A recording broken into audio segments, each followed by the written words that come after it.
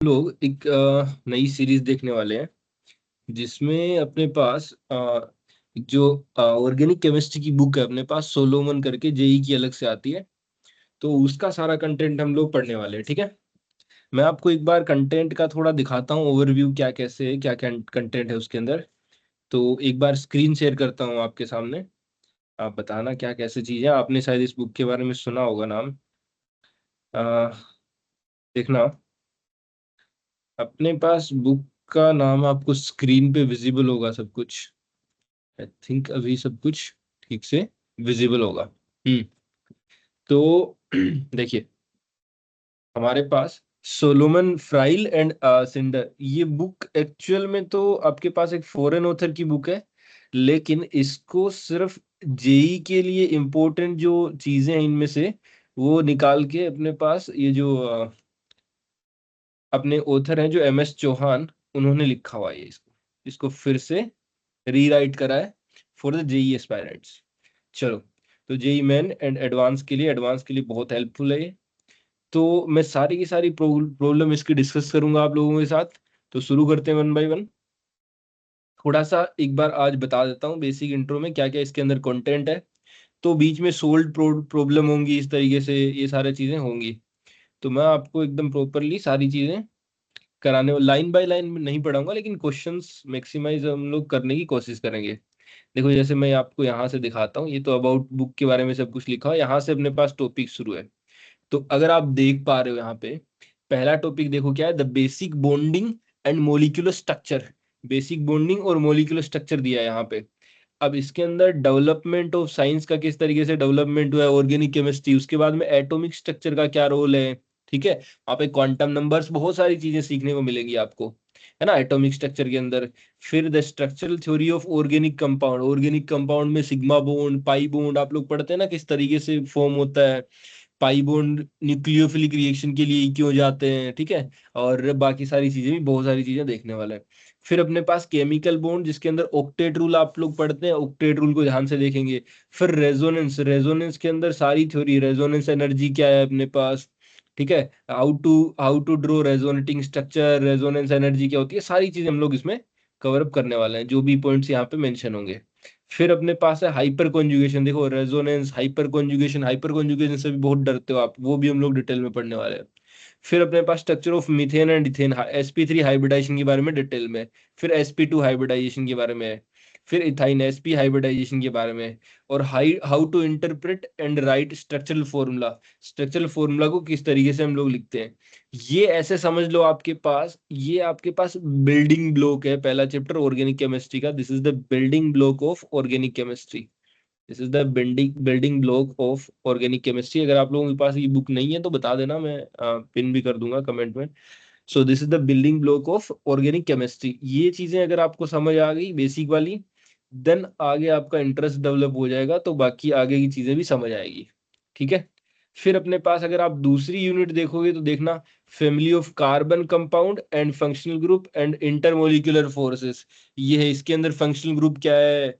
फिर अपने पास में एल्काइल हैलाइड हेलोअरीन इनके बारे में एल्कोहल फिनोल ईथर मतलब बेसिक क्लासिफिकेशन टाइप दे रखा है यहाँ पे ज्यादा रिएक्शंस नहीं है। बस बेसिक थोड़ा क्लासिफिकेशन। फिर जैसे ही हम लोग चैप्टर नंबर 3 में जाएंगे तो चैप्टर नंबर 3 के अंदर आप देखोगे आप पाओगे कि यहाँ पे एसिड और बेसिस के बारे में बता रखा है reaction organic reaction and there mechanism organic reaction और उसके मैकेनिज्म के बारे में बता रखा है। और एसिड और बेसिस के बारे में बता रखा है। फिर रिएक्शन और उसके मैकेनिज्म के डिस्कस किया हुआ है यहाँ पे एसिड बेस रिएक्शन किस तरीके से होती है उसके बारे में डिस्कशन है। फिर Lewis acid and Lewis base क्या होते हैं उसके बारे में डिस्कशन है। हेट्रोलिसिस ऑफ बॉन्ड क्लीवेज और कार्बोकेटाइन एंड कार्बेनाइन फॉर्मेशन के बारे में यहाँ पे डिस्कशन है। ये जो कर्व्ड एरो हम लोग किस तरीके से लगाते हैं आप समझते हो ना कि न्यूक्लियोफाइल जैसे किसी इलेक्ट्रोफाइल पे अटैक कर रहा है। कोई न्यूक्लियोफाइल है अपने पास ये इलेक्ट्रोफाइल के ऊपर अटैक कर रहा है तो ये किस तरीके से अटैक कर रहा होता है ये सारी चीजें यहाँ पे एरो किस तरीके से हम लोग बनाते हैं ये सारी चीजें यहाँ पे एक्सप्लेन करी हुई है। फिर अपने पास देखो the strength of Bronsted Lowry acid and bases मतलब पीके के जो सबसे ज्यादा आप क्वेश्चन देखते हो जिनसे डरते भी हो आप पीके और के का comparison Bronsted Lowry acid base theory वगैरह है ना। अरेनियस थ्योरी फिर आई Bronsted Lowry acid base theory फिर हम लोग क्या पढ़ते हैं अपने पास Lewis acid base theory lone pair के बेसिस पे। तो वो सारी चीजों का डिस्कशन यहाँ पे के और पीके का कंपैरिजन वो सब हम लोग इधर देखेंगे।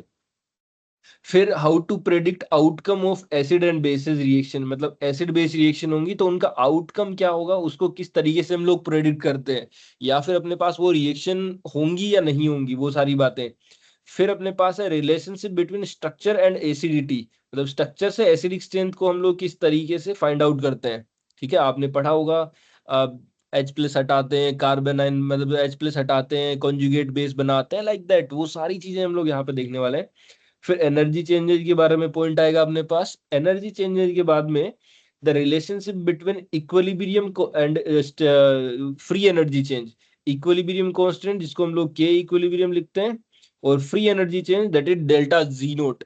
तो डेल्टा जी नोट एंड के इक्विलिब्रियम के बारे में हम लोग डिस्कशन करेंगे। फिर अपने पास पॉइंट आता है the acidity of carboxylic acid, means अपने पास C double bond O H जो ग्रुप है, कार्बोक्सिलिक एसिड वर्सेस अल्कोहल, भाई अलग से पॉइंट है, दैट मींस कुछ तो स्पेशल होगा यहाँ पे कि acidity of carboxylic acid and alcohol के बारे में डिस्कशन अलग से दे रखा है।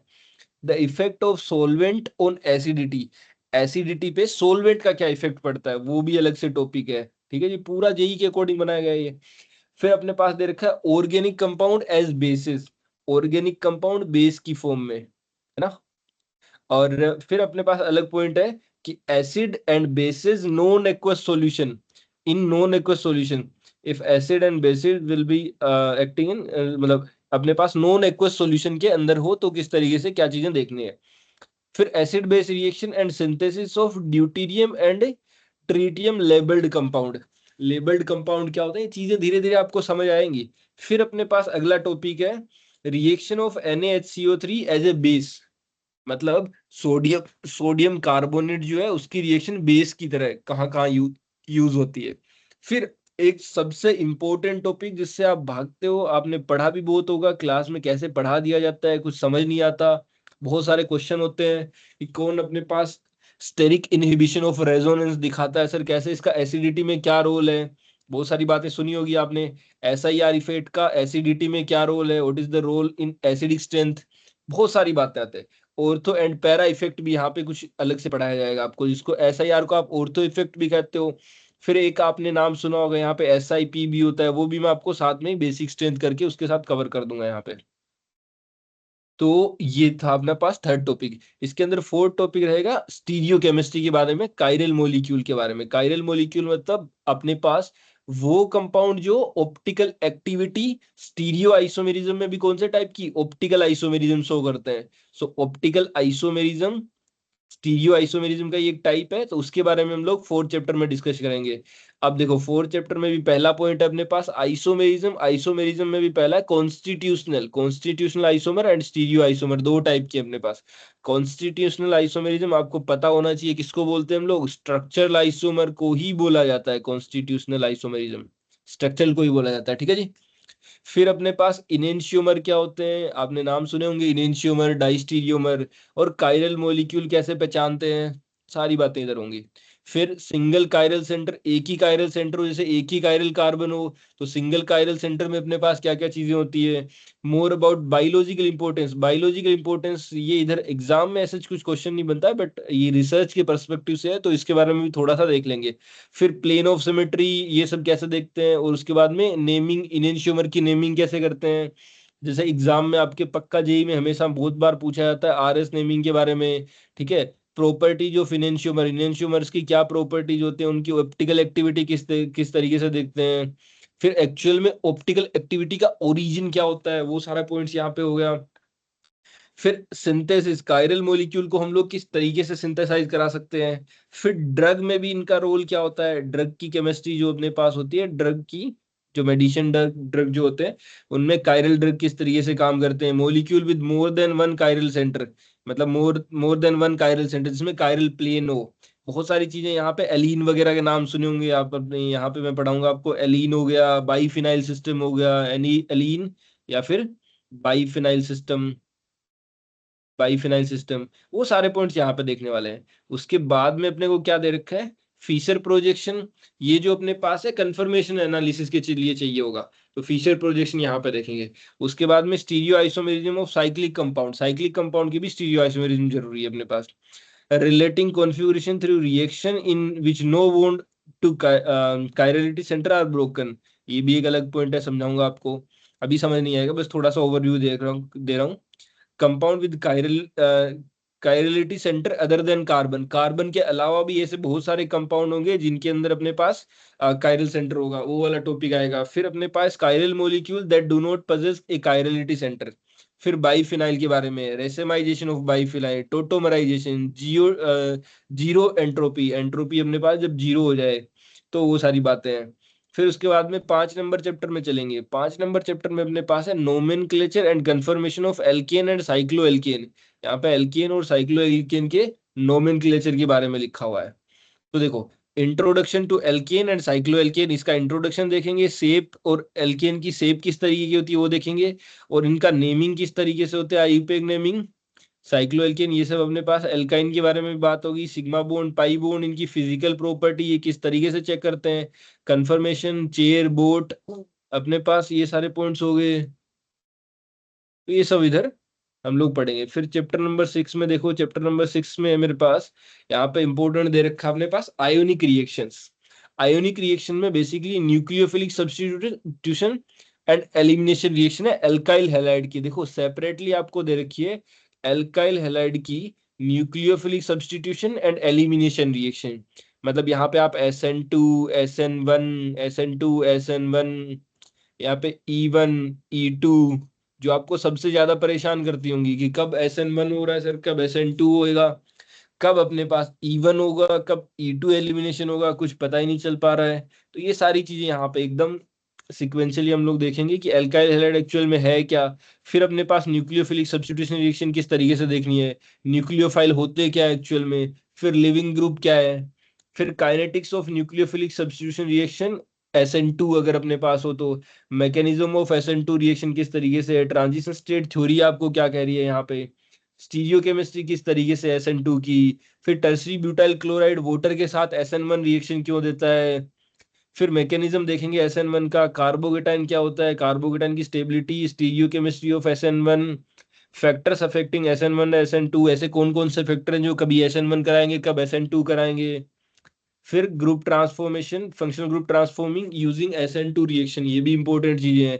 Elimination reaction of alkyl halide E2 E1, how to determine whether substitution और एलिमिनेशन इज फेवर्ड, ये सबसे इंपॉर्टेंट टॉपिक है कि हम लोग ये कैसे डिसाइड करें कि सब्स्टिट्यूशन रिएक्शन होगी या एलिमिनेशन होगी, इसको किस तरीके से डिसाइड करते हैं। तो ये वाला इंपॉर्टेंट पार्ट हम लोग देखने वाले हैं। ओवरऑल इसकी समरी क्या है वो भी देखेंगे। फिर आगे चलेंगे, एल्कीन एल्काइन के बारे में बात करेंगे। एल्कीन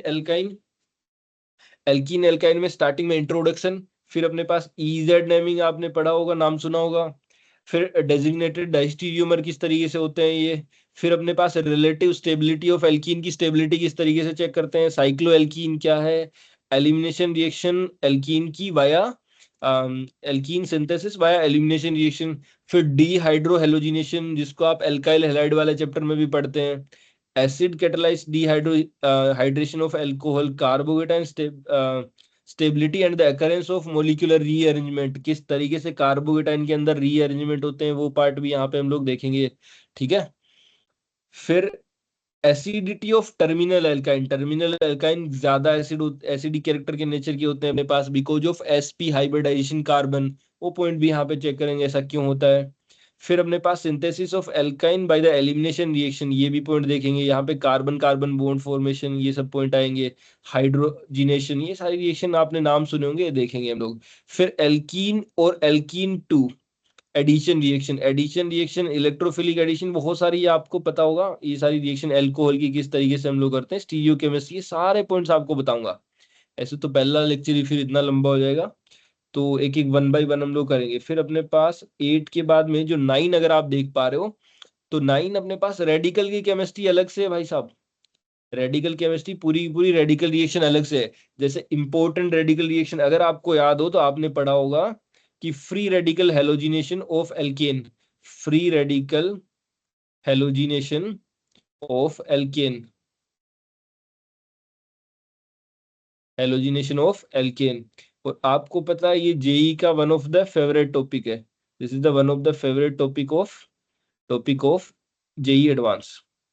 जेई एडवांस बहुत बार पूछा गया है, one of the favourite topic. ठीक है, तो होमोलिटिकल बॉन्ड क्लीवेज किस तरीके से होता है, और ये जो मैंने बताया आपको कि फोटो हेलोजिनेशन या फिर free radical halogenation of alkene, तो ये हम लोग पढ़ते हैं एल्केन्स का। हेलोजिनेशन ऑफ हाइयर एल्केन भी किस तरीके से कराएंगे, chlorination of methane mechanism, reaction mechanism भी बताऊंगा। इस मैकेनिज्म से आपको मैं दिखाऊंगा, एक जेई एडवांस में 2019 के आसपास क्वेश्चन पूछा गया इस मैकेनिज्म से। जेई एडवांस 2019 जहां तक मुझे याद है, या फिर 2020 में, इन दोनों में से किसी एक में पूछा गया है। हेलोजन के साथ किस तरीके से बॉन्ड डिसोसिएशन एनर्जी यहाँ पे किस तरीके से फेवरेबल होते हैं, allylic substitution and allylic substitution, जैसे एनबीएस वगैरह आपने नाम सुने होंगे, वो किस तरीके से होंगे यहाँ पे। बेंजाइलिक और रेडिकल किस तरीके से जनरेट होता है, मार्कोनिकोफ एंटी मार्कोनिकोफ क्या होते हैं, अदर रेडिकल रिएक्शन जितनी भी हैं सारी देखेंगे हम लोग।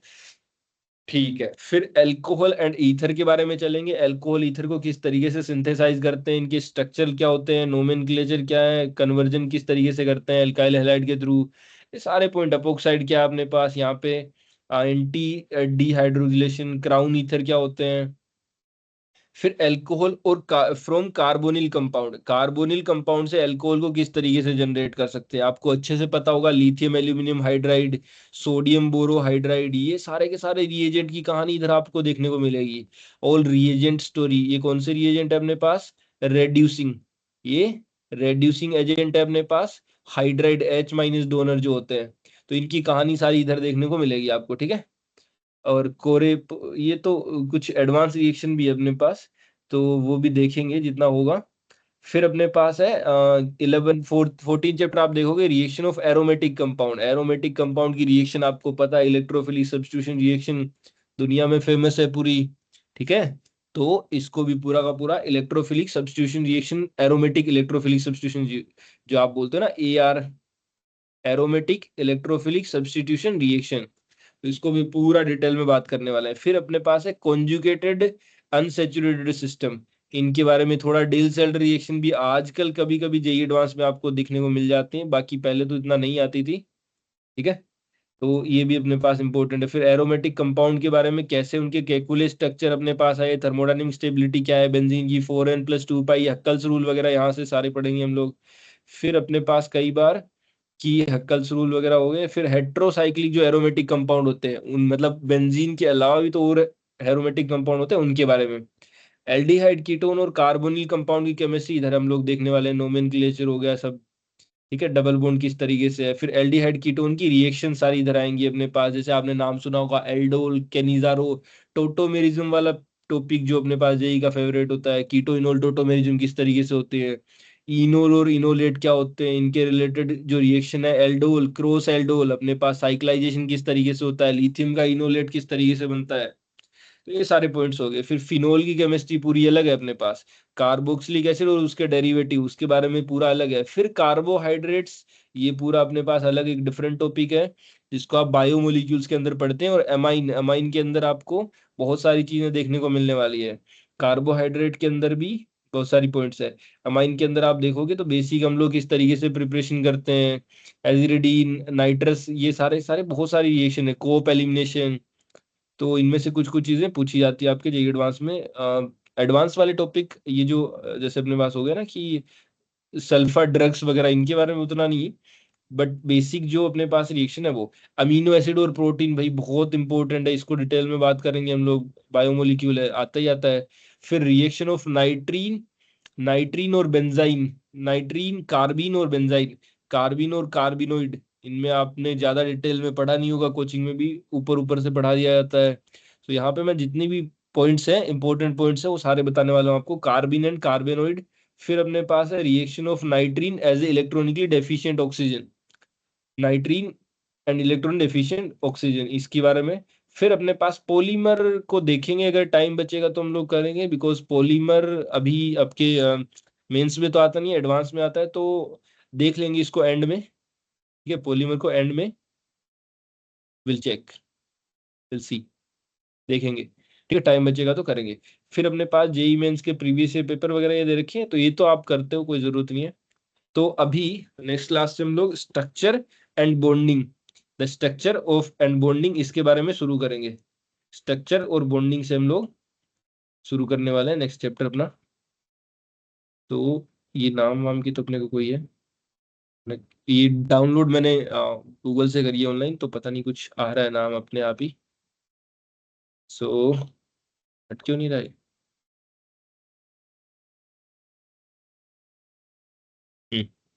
डन है।